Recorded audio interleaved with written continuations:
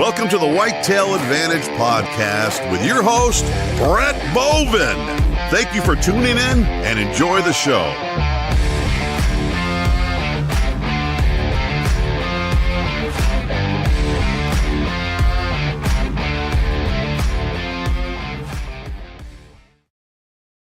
What is up, guys? This is Brett Melvin, and welcome to the Electronic Campfire.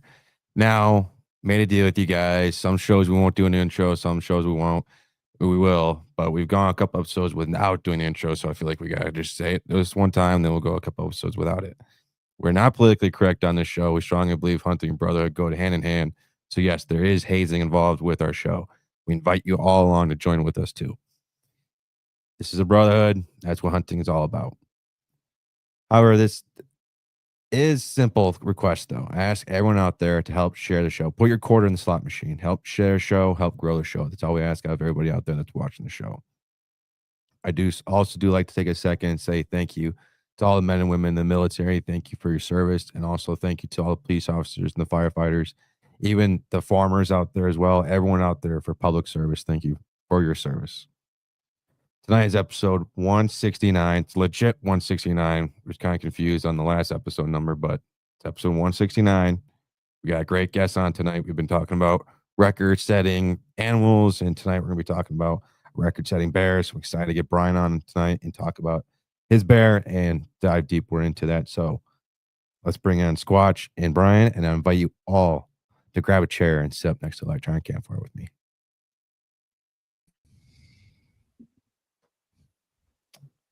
What is up, Brian?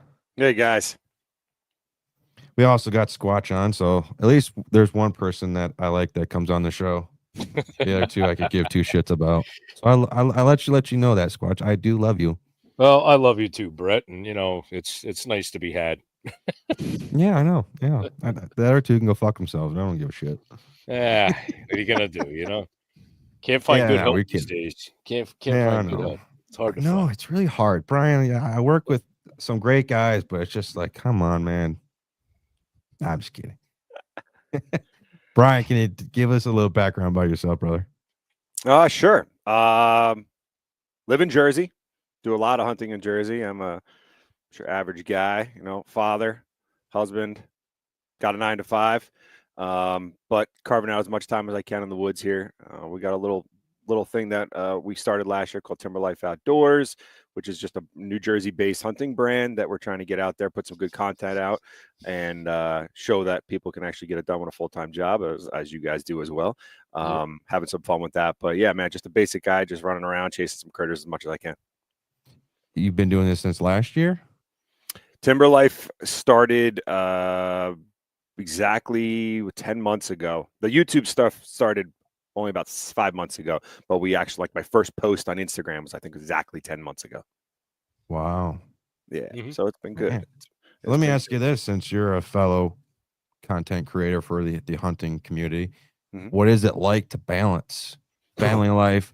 Well, there's a couple of things that go into it. You got your own personal life for your own, like, quote unquote, me time. Yeah. Then you have the content creation. You got to do all that and stay up with all that stuff. And then family time. Yeah. How do you manage all three of those pieces of the pie together? I would like to say I'm managing well. My wife's not here, so thank God she can't answer. But it's both. All of that is a full-time job. Each one of those is like a full-time job, right? So content creation, if you're thinking about getting into it, you better have some thick skin and definitely be ready to sleep a lot less. I think, putting down babies at, 9 o'clock and then, spending some time with the wife and then getting on the computer from 10:30 to 1 o'clock, editing videos or putting up reels or whatever you're going to do, right?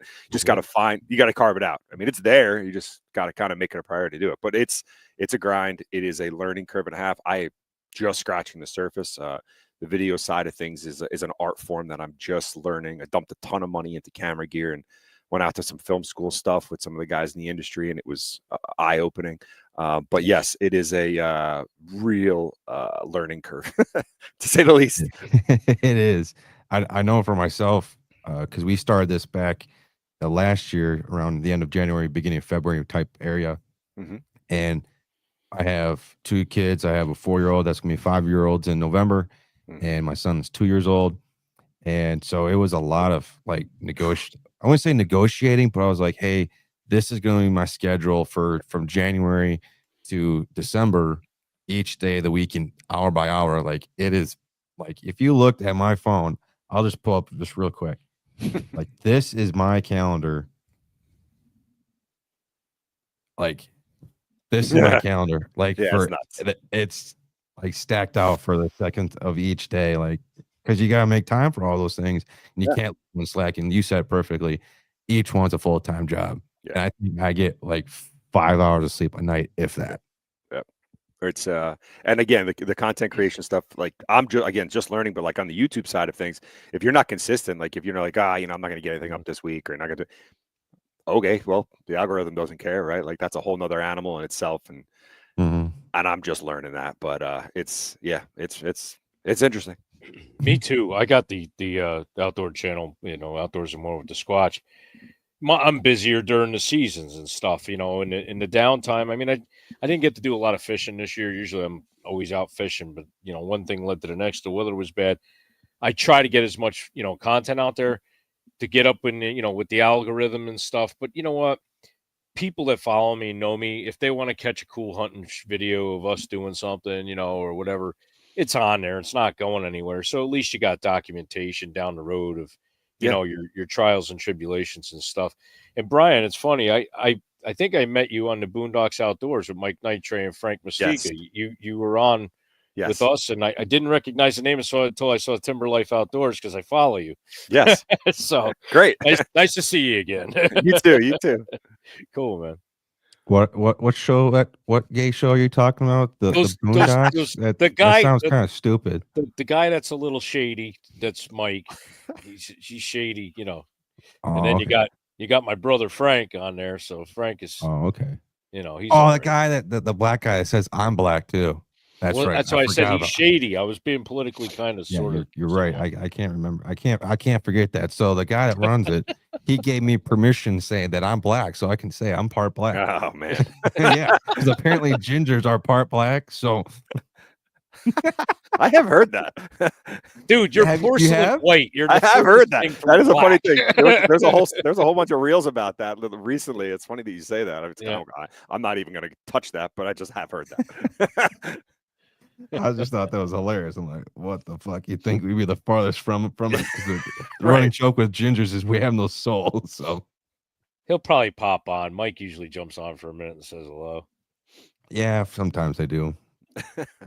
Well, Brian, I think we brought you on to talk about your bear, right?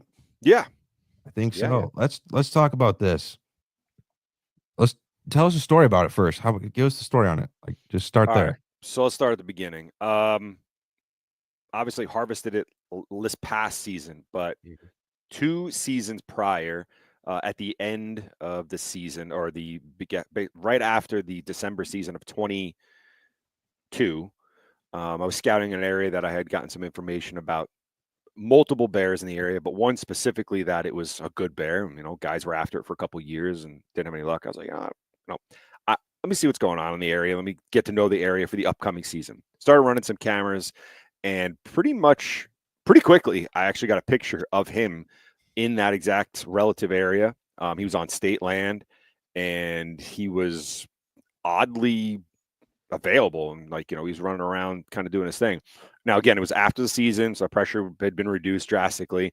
But I was like, wow, okay, he's here, he's sticking around. I talked to a lot of people in the neighborhood. They're like, yeah, he's always here. We see him all the time. I'm like, all right, so this has got to be his core, like it's the winter, like he's not moving anywhere. This is where he hangs out. Like, this is where I'm going to start next year. Fast forward to the end of the summer, early September, starting to gear up for bear. And, that October season is definitely my favorite with being able to use the bow. I'm predominantly a bow hunter. And I just went, full bore and went to the same area, started running cameras again, and pretty much got him on camera pretty quickly. And I got kind of cocky, I'll be honest with you, that he showed up so quickly and I got him dialed in really quick. I'm like, what? Like, this is not that hard. Like, I got this. I've shot some pretty good bucks, chased some pretty good mature animals over the past, and he's by far the biggest bear I've ever chased. Chased some other good ones, and a couple of buddies have shot some really nice ones. But he did what he did to a whole bunch of other guys. So he hung around for a little bit and then just jumped on me, just disappeared out of nowhere. And he went 1,000 yards or 1,500 yards to another swamp. I spent 2 days trying to find him again. Afterwards, he just finally settled in back again on the baits and started daylighting again. I'm like, all right, I got him. Let me not make the same mistakes. Let me not, I was maybe pushing a little too hard. Maybe I was baiting wrong, changed some of my tactics. Then about 2 days before the season, he got a little squirrely on me again, but he's still kind of showing up. Gets opening morning, and he is on the bait at 6:30 in the morning. He would always sleep on the bait. So I knew I couldn't hunt him in the mornings. I knew he'd come back in the afternoon. He'd leave at like 6:30, 7 o'clock in the morning, come back in the afternoon at like 4:30, 5 o'clock. I was like, oh, this is perfect. Like we're in the chips.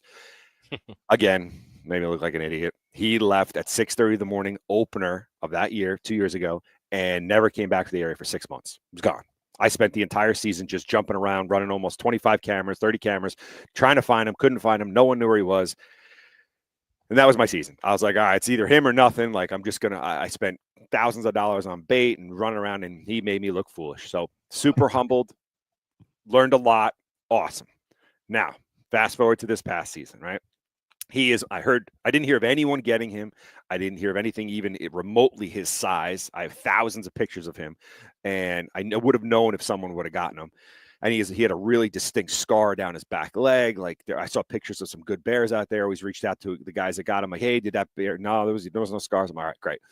So now we're coming up into the season. I'm starting to run cameras again a little earlier. I had a camera out in May, which actually picked him up in the second spot from the year before again, but I only got one picture this time. I'm like, all right, so he's going to start off being a dick. Let's see what happens. Well, I was able to get a couple pictures of him in the general area, and then he jumped on me again. And then he went again about 2,000 yards to a private swamp that he just holed up in. There was a 30-acre swamp and a 6-acre swamp, and almost a main road that kind of divided them. And he would just transition between these two swamps consistently. And I was able to gain access to that one big swamp to be able to put a plan together. I knew that he just, as much as he would daylight a little bit here and there, and he would show me a little glimmer of hope, I never got my hopes up. I was like, I got to do everything perfect this time. I cannot walk on his trails, which I believe, I think I screwed that up the year before, even the year and a half before, but he just, every time I would walk on a trail that would kind of get into a swamp or a new trail, that's when he would jump on me. So this time I was like, all right, I'm not going to push in. I'm going to kind of find his natural corridors, and I'm just going to see if I can just bait from that direction. Well, that's exactly what happened. He got really comfortable, transitioned to the swamp. I picked a spot for the bait that was going to be about as tight as I could possibly get it without making it completely unhuntable. Now, again, in Jersey, you can't hunt over bait, right? You have to be 100 yards away from your bait when you are bear hunting. Why? We could probably have a whole nother podcast on that subject, which is ridiculous, right? But that's the rule. So I had to find a way for him to ambush him between the bait and his bedding. He was always traveling the same corridor. The difference being he would only travel that corridor on certain winds when he was available. If he went he couldn't go on certain winds because he would expose himself in a wide open area. He wasn't stupid, right? Big bears don't get that big by being stupid. And if anyone's hunted big bears, I don't care what you say, or anyone that hasn't hunted bears, I'm going to tell you, they are way smarter than a big deer. They're older. They've seen more. Anyone that's done it will tell you it is humbling. So again, I went into this and with a lot of knowledge from a lot of other guys that are big bear hunters in the area, telling me, kind of helping me out what to do, what not to do.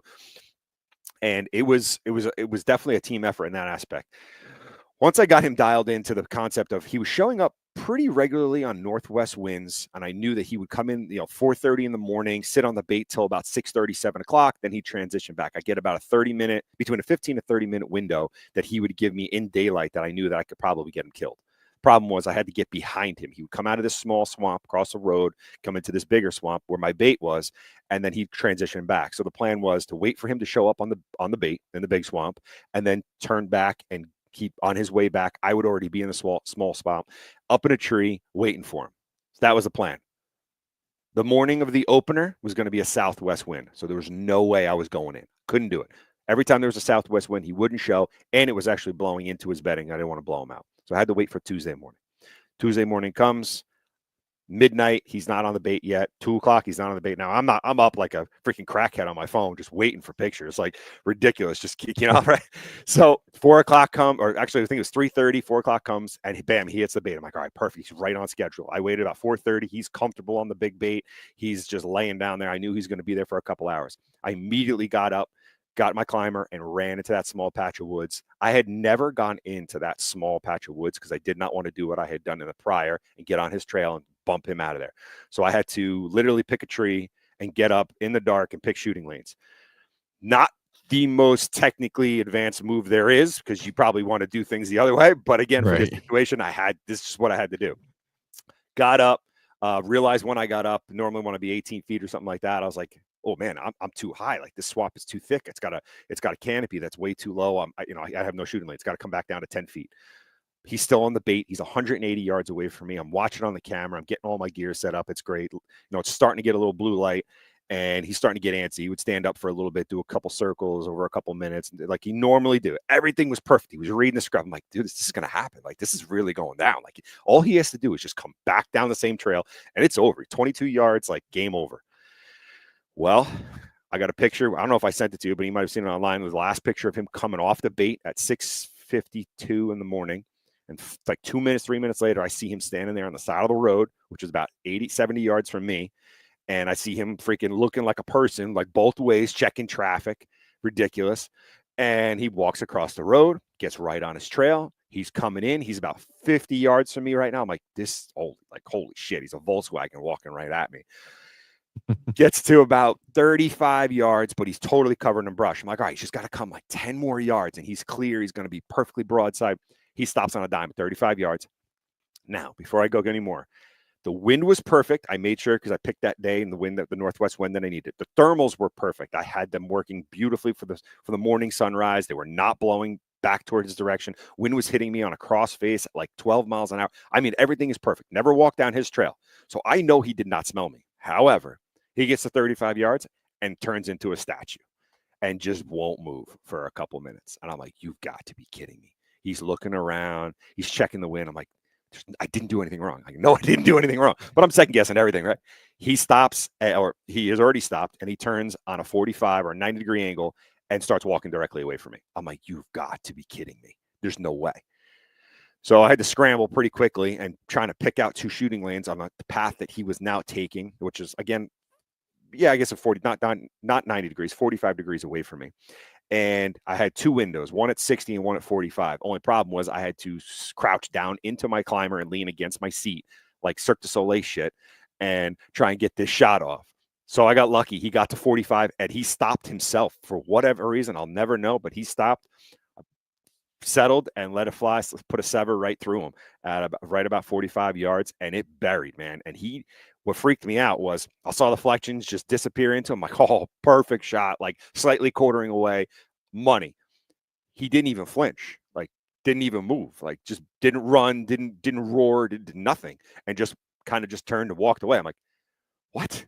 Like, I just shot into a black hole. What happened? Like, so he starts moving. He goes across the street on the other side of the property, and I see him go up this rock bluff and just disappear. I'm like, there's no way, man. I just smoked that bear. Text my best friend. I'm like, you got to come get me. We got to track this thing. I know I smoked him. We get out, we get right on the track, and the blood trail is just ridiculous. Like, Stevie Wonder could follow it, right?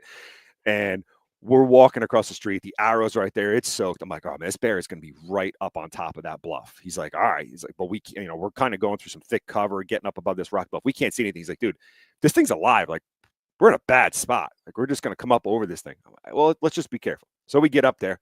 Sure as shit, we get up to the top of it, and he is sitting at like 12 yards alive, head up, right in front of us. And of course, both of us just pucker, and we're just like, whoa. I don't have my bow in my hand, and I should have. That was a rookie mistake. I should not have had it. I was just too jacked up. Went down, got my bow. He could not move. He couldn't go anywhere. He would have expired right there. But of course, the ethical thing we always want to do is, end suffering in any way possible. Put a second arrow in him. Again, thinking I know what a bear is going to do or an animal's going to do. He stands up, walks another 60, 70 yards, and expires on top of this bluff.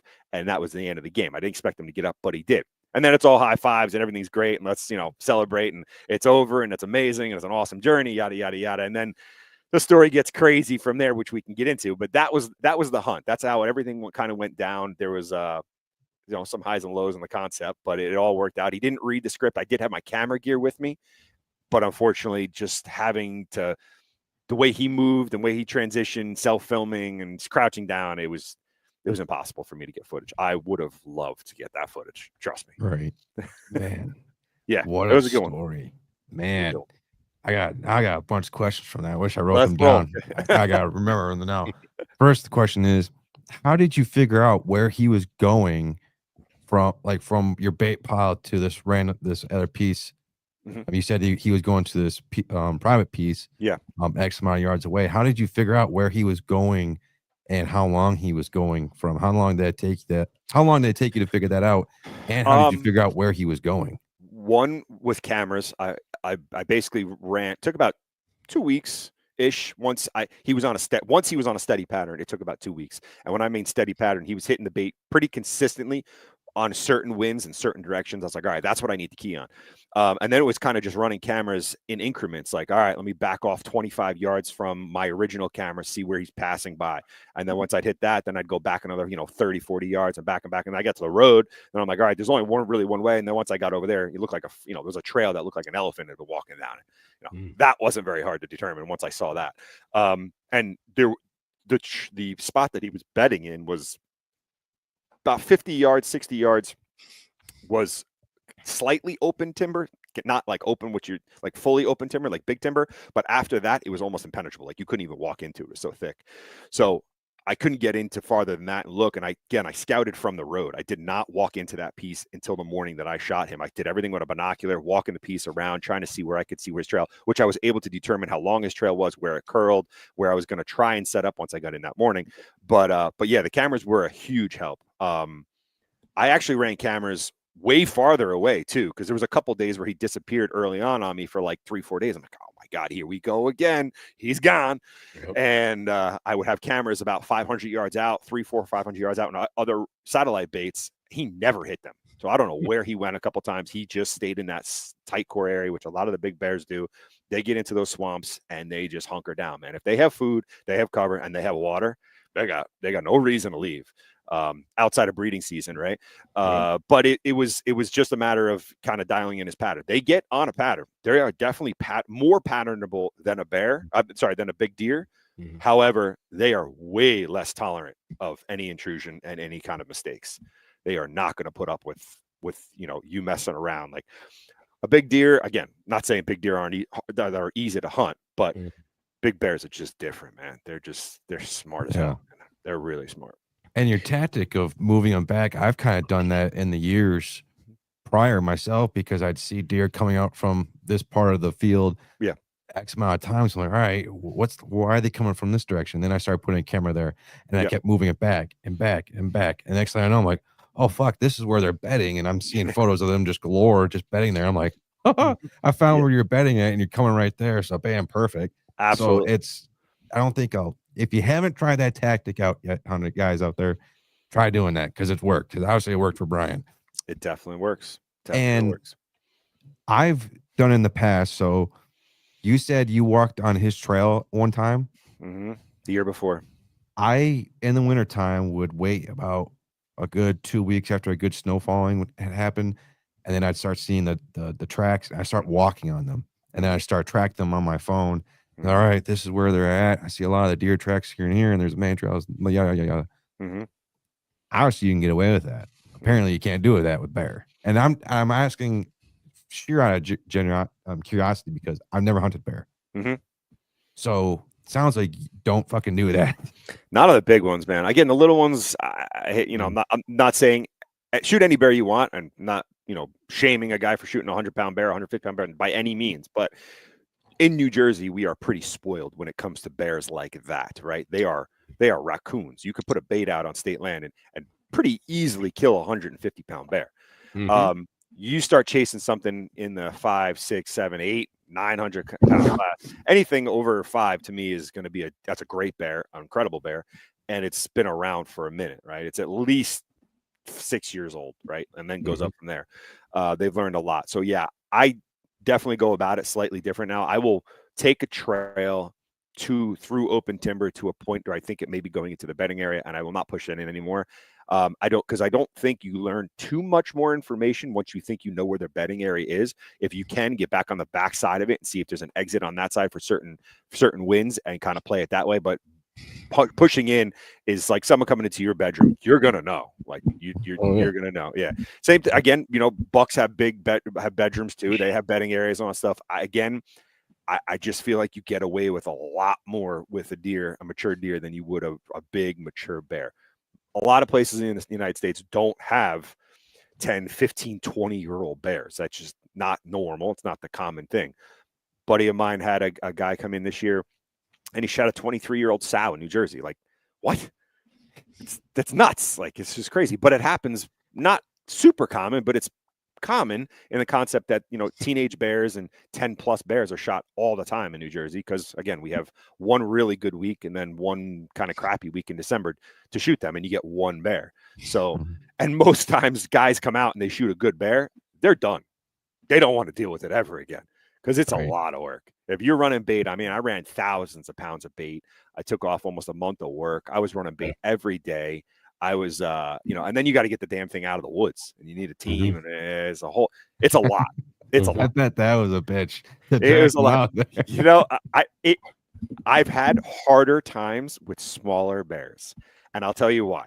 And not everybody knows this, but this bear, if it would have died 70 yards earlier in that rock formation that it climbed up, if it died there, I'd still be there cutting him up. Like, no, he would have had to quarter him and take him out. But what happened was he went up on top of this rock bluff and died on another piece of private property that had almost a manicured green lawn on a slope like this. And I could pull the truck to 25 yards away from the driveway, and we were able to back it up and slide him right into the freaking truck. I wish we videoed that, because nobody believes me. But it genuinely did happen. And me and one other guy got him into a sled. I don't know if you saw the pictures of me laying next to him in the sled. We got him into that, and we were able to roll him into that and slide him down the hill like a freaking kid in a snowstorm. Like, jeez. I got him right into the truck. Yeah. So it was, and we had to do it whole. We couldn't gut him there. The property owner was very gracious. He was awesome, but he's like, do me a favor, don't leave me a mess. Don't gut it here. Of course, no problem, man. Thanks for letting us come and get him. Like, in New Jersey, you never know. What happened, right? So, but it was the whole experience was incredible. But the big guys, man, they make you work for it, man. Very, very rarely are they gonna just give it up. It's just if you talk to a lot of bear hunters, it's gonna be consistent. Guys can be like, I had this bear, and he just vanished on me. Like, I can't tell you how many times people tell me that. That happens a lot. The blind hunter, he commented that a big bear. Broadside ambush. Frank, he said, big fucking bear, Brian. Awesome job. It was a big bear. Now listen here, Frank. There's no fucking cussing on this show, okay? It's PG-13. Watch your tone. Yep. Okay? I don't want to see any of that crap, okay? Wait. He's my brother. He can curse. I don't allow that shit. Well, you can go kiss my ass then. We can. I got Frankie's back no matter what. The one thing I didn't say was actually how big the bear was. So the bear weighed in on the state scale at 770.5 pounds, gutted, so dressed, and rough estimates between different biologists are somewhere between 860 and 880. Some people said over 900. It was not over 900. Let's clear that air right now. 100% not over. No, definitely not. So, but don't matter. It was a big bear. Yeah, no kidding. Yeah. Now, did you get him mounted, Brian? He's at the taxidermist right now. Charlie Sahanis is doing the work, and I'm hoping. Well, I get him back when I get him back. I'm not going to put Charlie on a schedule online. You did a full body. Doing a full body. Oh, I hope my son is good at sports, because this is college. But the blind hunter. This is his comment. He says, "Hey, I got virgin eyes." LOL. So, Brian, I gotta say though, and I learned this in college, and I actually forgot about it until you told me this in our meet and greet. The record's based off the skull, though, not the actual size of the bear. Can you please discuss that a little bit? Yes, absolutely. This has been a beaten to death. I think people forget that. Yeah. So bears are skull. Doesn't matter the body weight whatsoever. You can have a 500, 600-pound bear with a monster bobblehead skull, and that is the record. So similar to deer, right? So body weight does not matter. It's all about the antlers. Well, with a bear, it is skull size. They take the length and the width measurement, and that gives you your skull size. And actually, the Pope and Young world record for black bear is actually out of New Jersey.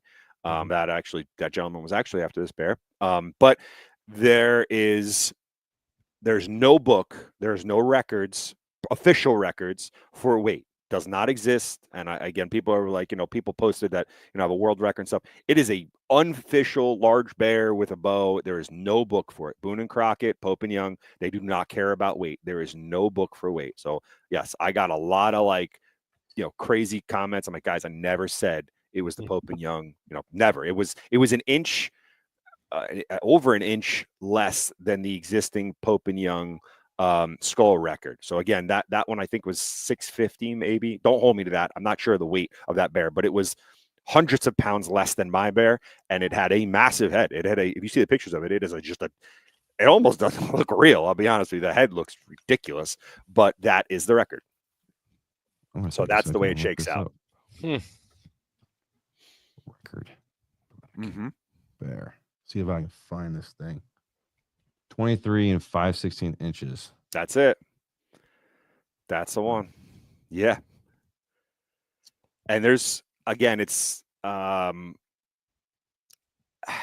people ask about the squaring of a bear when this is like the hide and, the weight. I mean, obviously a lot of people love the weight. I was chasing a big bear and a very specific bear, and that was my thing. I wasn't chasing any records stuff. It is the largest bear in New Jersey by far. It has been told that it's the largest with a bow, in the country. I've had some people tell me that it's not, that there was one apparently if you go online, you type it in, biggest bear with a bow, it'll pop up like 780. This thing's fucking huge. Which one? This Jeff Milo. Yeah, believe it or not, it's good pictures. Good pictures. These, believe it or not, it's actually like 200 pounds, 250 pounds less than mine. Did you see what PSE wrote? Yep, that's it. Look at the head on it. Look at that bear. Look at the head. Holy shit. Yeah. Brett, that bear's got a bowling ball head like you. Holy fuck, that thing. If you're listening to this on the audio, you got to take a second and look at this. We're at the 32-minute mark.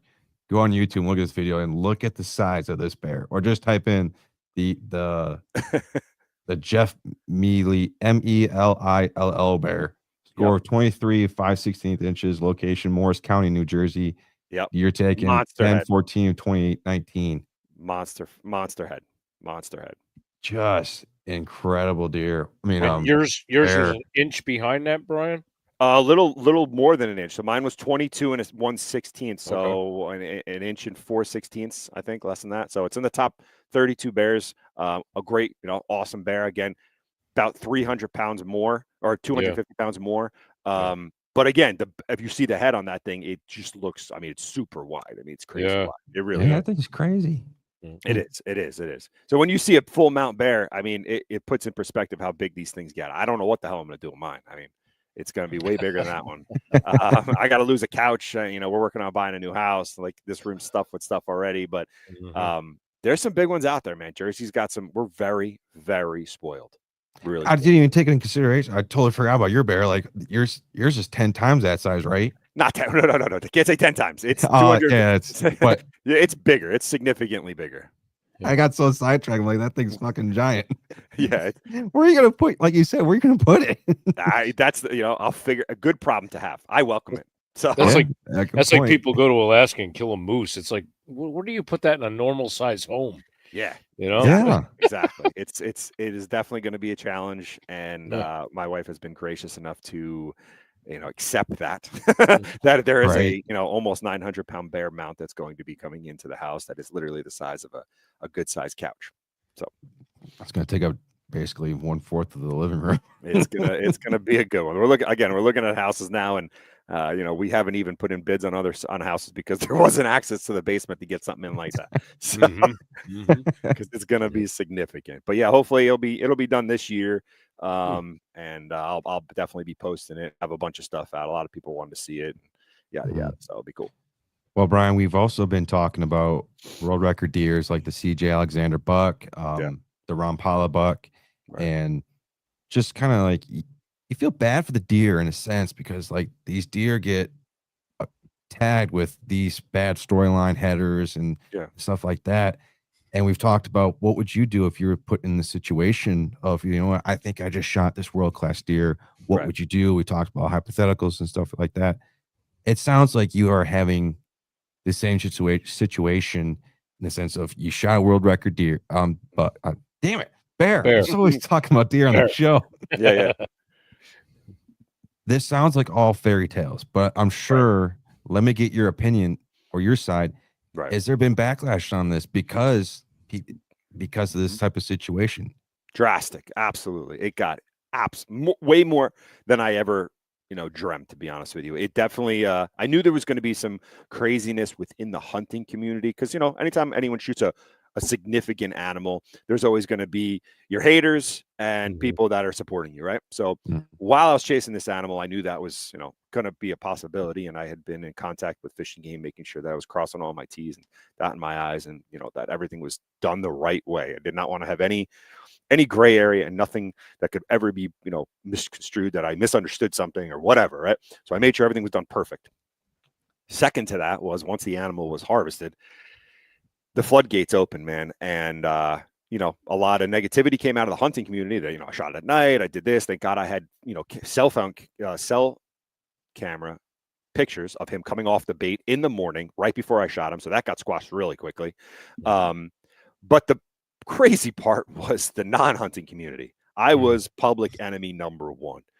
Really? New York Post put a whole story out on me, center page, like massive display, hunter massacres, black bear in New Jersey, blah, blah, blah. People were, the social media was ridiculous. I was getting death threats. My family was getting death threats, threatening to kill my 2-year-old. Like, what? What are we talking about? That's a little far, people. Come on. A lot of it was, I'm not going to say maybe misunderstanding, because a lot of people think that you can't eat bears, so you're just shooting it. So I went on to a couple radio shows. Bill Spadia has a show in New Jersey, which is he's a great guy. And a lot of people were calling in about it, and they were, upset about it. He was reading all the comments online. I mean, when I tell you like thousands of comments about my death was ridiculous. He opened up the forum and was like, all right, we're going to have Brian on in the morning later in that week, or it was the week after, I forget what it was, but he's like, we're going to have 45 minutes. You guys can call, or 25 minutes. You guys can call in and you can railroad him, ask him any questions, tell him he's a cocksucker, like whatever you want to do. Here's your chance, people. Right. And he's not a hunter. He's just, he's a conservative, but he's just like, listen, if you have a problem with this, call in. The guy's going to be on the phone. You can have this conversation like a real person, like an adult. Guess what? The only people that called in were in support of me.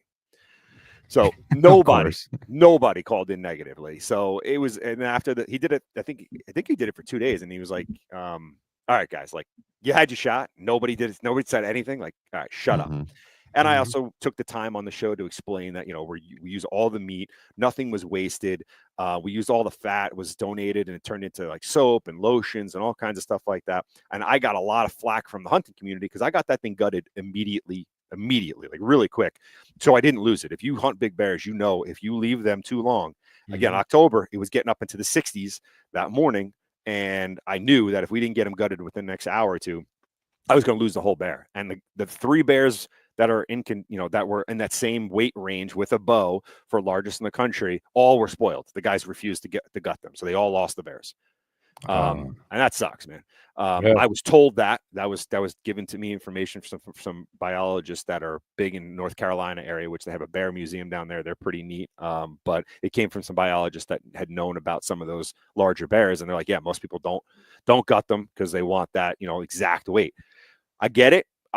To a point, but if it means you're going to lose the animal, then you lost me on that one, man. I'm here to, not going to waste an animal just for my ego. That's just ridiculous. So got it, gutted. We got it cooled off, got it caped out, and we saved every single piece. I got a whole freezer full of ridiculous bear meat, and it's been fantastic.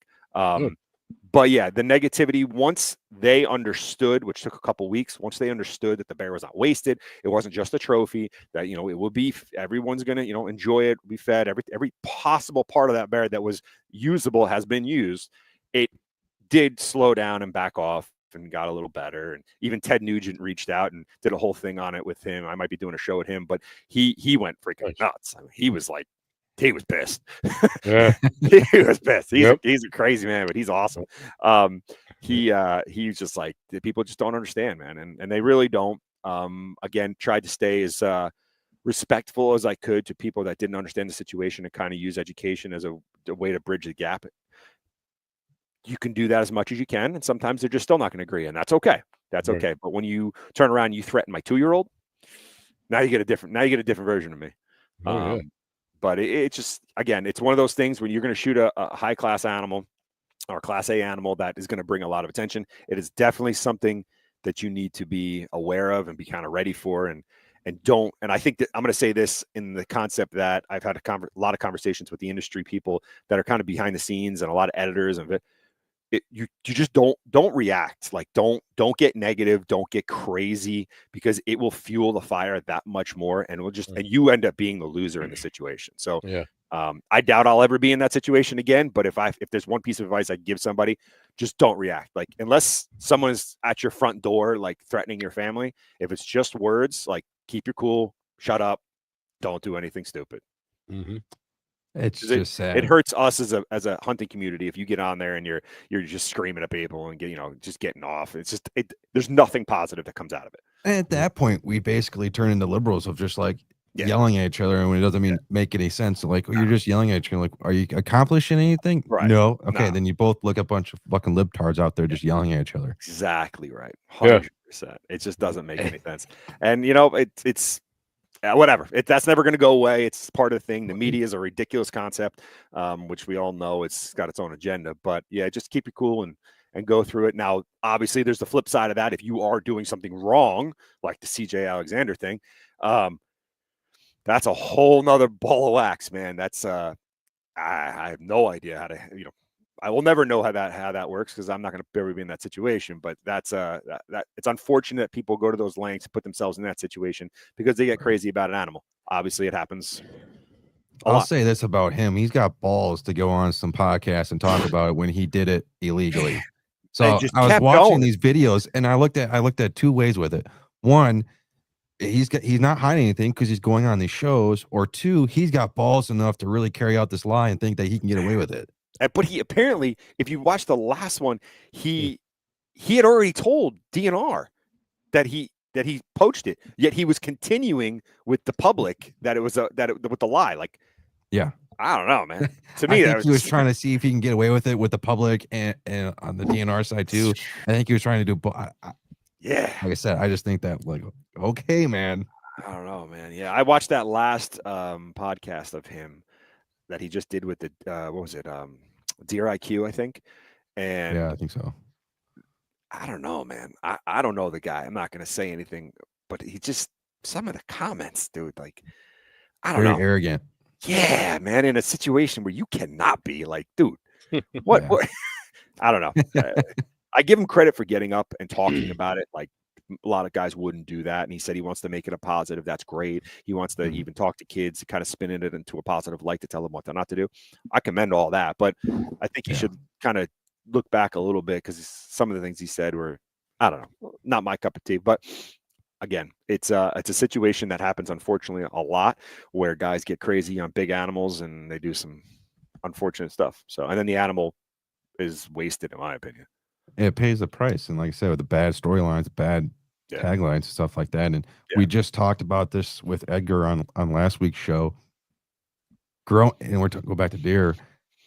Deer make grown men go crazy. He says it perfectly. And the fact that it's weird how you can go from a spike to a 200-inch deer, and each one of them is going to make you just lose your fucking mind and lose all control. And just like, it's weird how, like, you can be sitting in a tree stand all perfectly, and then all of a sudden you see this deer, and like all sense of like truth and reality and legalities and stuff like that basically just seem to go out the window in some way. And you're like, oh, I want that fucker right there. I don't give a shit. Man, it blows my mind that people will go to lengths. Again, I'm not going to get into details with this, what I'm about to say, but on this bear, there was a select group of people that were after him as well, that were going to lengths that, that were not the way I would go about things, and not exactly in my moral compass. But it's what just people get wacky on big animals and what they're willing to do and what they're going to go do. It's a shame. And okay, PSC over. Okay, to make in context of what his comment means, I'll read his comment first. Or a doe in Brett's case, LOL. I've been hunting now for about 20 years. I have yet to shoot a doe. Okay. I have not put my tag on a doe yet. I've shot 2. I never found them. So yes, I am doe-less, tagless into my 20th year of hunting. So I'm hoping this 20th year can be the year. I think it's my 19th officially, I think. Wow. Yep. It's crazy to say. That's funny. But no, and it's just it's sad to see. I think people just get accustomed with any creature out there, with whitetails and antelope and black bear, grizzly bears. You see a general all right, this is what you're typically going to see. Then you see that one outlier animal, and for instance, your bear, and that was that one that's way out there, and then it'll go back to normal. You start seeing these bear like this, and like, well, no, it doesn't follow the trend with all the other ones, so that's fake. That's edited in some capacity, right? And that's just sad to see that people go to those lengths. Yep. But when you and I were talking before the show, we talk about all the time how we need to improve the hunting community. We always ask guests the last question in the rapid fire of how can we improve the hunting community? And we basically everyone says that 97% of the answer is stop bashing on each other and help each other out and stuff like that. But in your sense, yes, you did get a lot of heat from shooting that bear. I'm assuming everyone's going to get heat from any class A bear animal that you shoot. That's just going to happen. Yeah. But the amount of support that you got, that you told me, was eye-opening to me in the sense of that was awesome to hear. And I'm glad to see other hunters out there supporting hunters. And we get this narrative out there that that's all we do is pick on each other. And yes, we do. But I think the majority of us as hunters, we're out there to help each other. And that's what they did in your situation. 100% right. I never really had to respond to any of the comments or things where people would jump in and kind of shut everything down for me. And a lot of guys were really vocal about that. Again, like you're saying, we talk about the negative concepts because they're usually the loudest.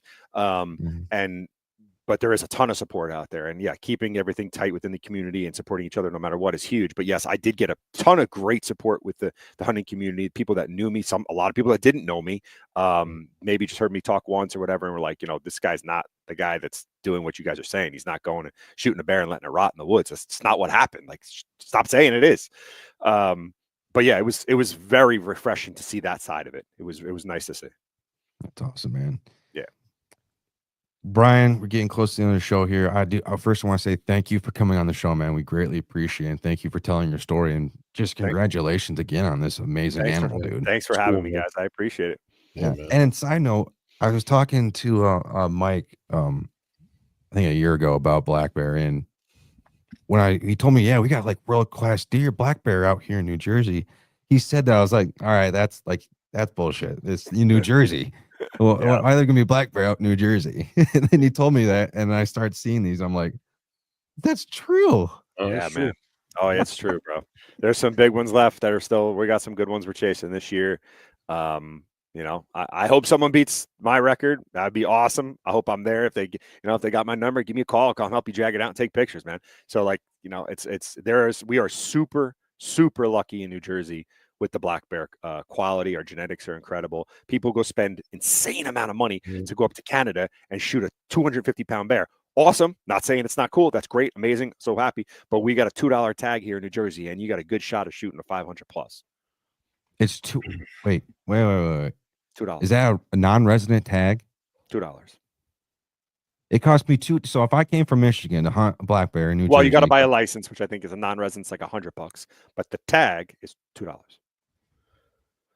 Yeah. What the fuck? Yeah. right? Yeah. Going to New Jersey. People don't realize it. People that do realize it. There's guys that come in from Russia, from all of stuff, because they're like, you can't. There's nowhere else. I mean, the Carolinas and Pennsylvania have great bears too. Yeah. Pennsylvania is a little different in the baiting concept, and they have a longer season. Carolina is similar to us, but they have a longer season. But they still have some giant bears down by the coast. Like, yeah, monster bears. 800, So there's 800 or something. 880, I think, was the record in Carolina. Yeah, there's some 880 was with the shotgun. Yep, shotgun. Yeah. Monster. Okay, Brian, I'm coming out to New Jersey in 2026. I'm gonna buy all my stuff and buy the plane ticket out there, and you're gonna help me, okay? No problem. We got plenty of bears. I can't promise you an 880-pound bear, but we can find some bears. There's some big bear in Jersey. There is. Yeah. Still though, that's like, yeah. I don't want to use the term, but I'm going to chump change for tags. $2. Yeah. $2. That's crazy. It is ridiculous. When you look at and I don't want to kill our time here, but when you look at the concept of the political narrative about the bear hunt in New Jersey and how there's so much hate about it and the rules that they change because they don't want the hunt, make it a $50 tag, make some money off it, and do things the right way. Like they'd stop you being able to hunt over the bait when hunting over the bait gives you the most ethical shot because the bear is calm and collected and sitting there. You could take a night, you could take your time, put an ethical shot on the bear, and it's safer for the hunter. It's more ethical for the bear. They don't want to hear that, right? It just doesn't make any sense. You got to be 100 yards from the bait, right? In Jersey. Yeah. Yep. Wow. So basically, I'm not going to say there's not crossbows that can make that shot. To me, that's not an ethical shot. No, but again, that first week you have Monday, Tuesday, Wednesday is bow. You can use a crossbow or any kind of bow you want. Mm-hmm. And then Thursday, Friday, Saturday, you can also use a muzzleloader. So it's bow and muzzleloader for those other 3 days. And then the second season in December is only gun. It's muzzleloader and shotgun. There's no bow, which I don't understand that why either. But but the $2 tag is everyone has that response, Brett. They hear $2 like, did you have a brain fart? Did you say $2? You mean 200? Yeah, like what? That's $2, man. Well, can I ask real quick though, why you have to be 100 yards away from the bait pile? Oh, dude, isn't that the point though, to shoot over the bait? That's what the bait's there for. Like I said, man, earlier, there's a whole podcast right there for you. There's no reason. That makes no sense. I have yet to have anyone, and even fishing game, the guys that are actually in fishing game because they're biologists and so forth, they're like, we just had to give it up. Like we just that was the suits in the with Murphy and their boys that they wanted it. Like for what reason? I don't know. They thought they were making it harder for the animals to be harvested because remember, I don't know if you remember, there was a whole thing. He ran his whole campaign on canceling the bear hunt. I did hear about that. Yeah. So then he realized he couldn't cancel the bear hunt. He tried to, but the bear numbers got out of control. The incidents went up like 273% in 1 year. Like it got out of control. And he realized, all right, like I got to do this. And then they made these rules as like, oh, look, I'm still doing something basically, but even though it makes no biological sense, it does not help in any way. It does. It makes it so that you are taking a risk and being unethical. And you can't shoot sows that have cubs under 75 pounds, and you can't shoot cubs. I'm not looking to shoot a cub, but if so basically what they do is they turned it into a trophy hunt. Yeah. Dude. That just seems first off counterintuitive. Very. And just like, and then the DNR guys, like you said perfectly, it's the guys in the suits. Yeah. They don't listen to the hunters. They don't listen to the people actually out there in the fields. And they do the same thing here in Michigan. Yeah, it's a shame. It's the people in the office with their suits, like you said perfectly. Yes. They want to feel like they're doing something to the public eye, whatever you want to fucking use. Yes. Shut the fuck up. I can't tell you, just on the deer side here in Michigan, I think we submitted like 1,000 things that we want to see changed. And I think they took one. Right. They did one. Yeah. It's just a shame to see that out there. It's happening everywhere, but I'm sorry you're going through that, but no, it's when they're hanging their hat on conservation and they're saying that you're doing it for the animals, but what you're actually doing is not helping the animals. Like it's messing up age classes within the actual animals. You're just focusing on boars and you're taking unethical shots. What? You lost all your points are invalid. Like, what are you talking about? You're a bunch of fucking idiots. I'm just going to say that. A lot of the bleed off from Jersey is coming into New York. The bears are here. When I grew up here, you were lucky to see a bear in the Hudson Valley. If you got one or you saw one, it was a rarity. They stayed more in the Adirondacks. Okay. But from Pennsylvania and Jersey, that we're so close. I just got a bear on trail camera the other day over where I hunt, where I grew up. Yeah. Over where I work, it's closer to the mountain. We got bears up there all the time, and you wouldn't see them 10. I'd say within the next 5 to 10 years, we're going to be like Jersey status here, just because the bears are migrating. They're coming into this area. It's out of control. I mean, and you talk to New Jersey biologists, they can't give you any reason why. I mean, I can send you guys pictures after this, but we're running barrels, and I have sows with 4 and 5 cubs daily, like different ones, where everywhere else in the country, they're having 2 and 3 cubs, and one's making it. In Jersey, no. They're all making it. All making it. Yep. It's crazy. It is. Well, Brian, I think we could have this conversation. I feel like I have to get back on the show again and talk about this stuff more in depth, because I feel like we can have a 3-hour conversation about this. Let's do it, man. But the main point of this was bring you on, talk about your bear. I actually do want to have you come back on the show though again and get more into this topic. Yeah. But some rapid fire questions here, and then we'll let you go and just let everybody go. Sound good? Let's do it. What animal is on your bucket list to hunt? Mule deer. Mule deer. What is the top state you want to try hunting? Alaska. Last couple people have been saying Alaska lately, Squatch. Yeah, I know. The last frontier. Yep, it is. Yeah, I said mule deer, so I get mule deer or moose, but Alaska moose is probably at the top of my list now that I think. If you could pick anybody to go on a hunting trip with or share a campfire with one time, who would that person be? My son. So, perfect. What do we need to do to improve the hunting community?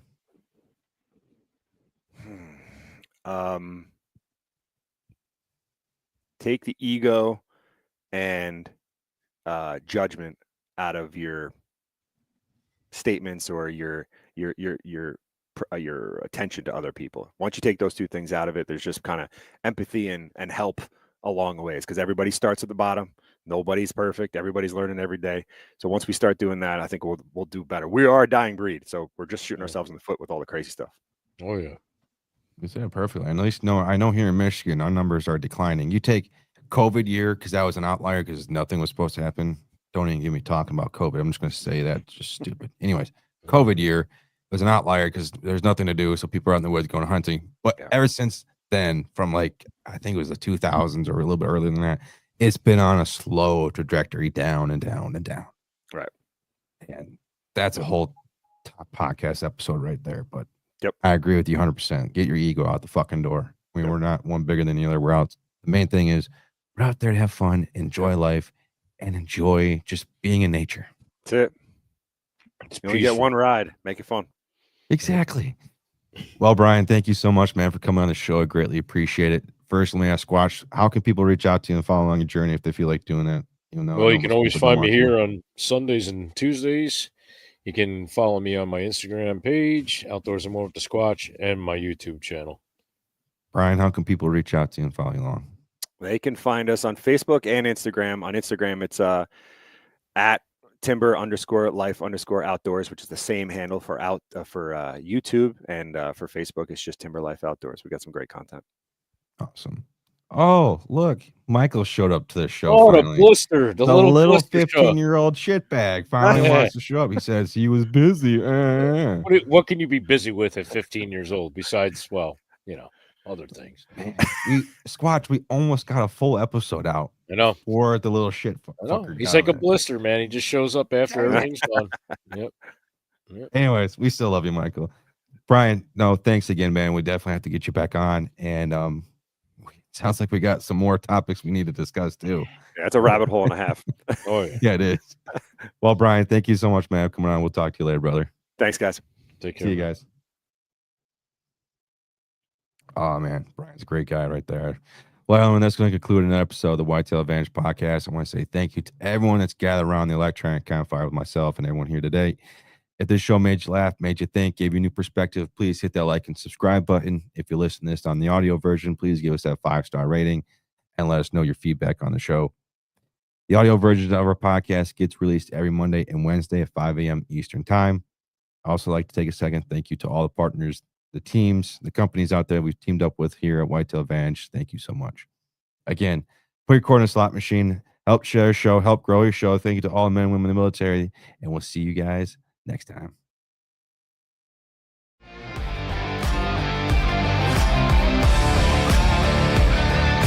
Thank you for tuning in to another episode of the Whitetail Advantage Podcast. We hope you enjoyed the show, and we will see you next time.